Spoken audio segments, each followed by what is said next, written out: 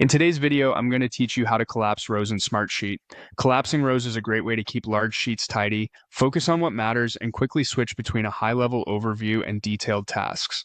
Let's start from the beginning so you know exactly where to click and what to expect. First, sign into Smartsheet and head to the Home section.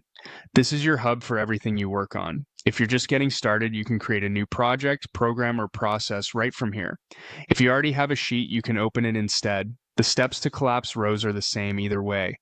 On the home page, you'll see a suggested area with recent and relevant items. This can save time if your sheet appears there. If not, switch to all workspaces to browse everything you have access to. Find the workspace you need and click into it to view its contents.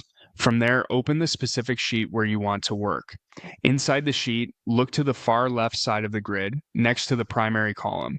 You'll notice small arrows on rows that have hierarchy. These arrows indicate parent rows that contain one or more child rows beneath them. To collapse a section, click the arrow that points to the right. When collapsed, the child rows are hidden, giving you a cleaner, summarized view.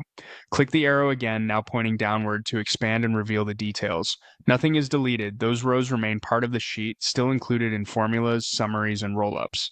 You're simply toggling visibility to reduce clutter. If you want to collapse or expand larger portions of the sheet quickly, use the arrow at the very top of the hierarchy column. Clicking this top arrow lets you hide or unhide rows across the sheet in a single action. It's ideal when you need a high-level snapshot first, then want to drill into specific sections. A few helpful tips as you work. If you don't see arrows, the sheet may not have hierarchical rows yet, or you may need to view it in a layout that shows hierarchy. Your permissions and any active filters can also affect what you see. Smartsheet typically remembers your last collapsed or expanded state, so when you return to the sheet, it should look familiar.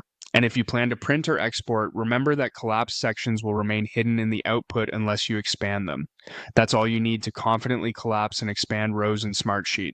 Keep practicing on your own sheets to make your views as clean and focused as possible.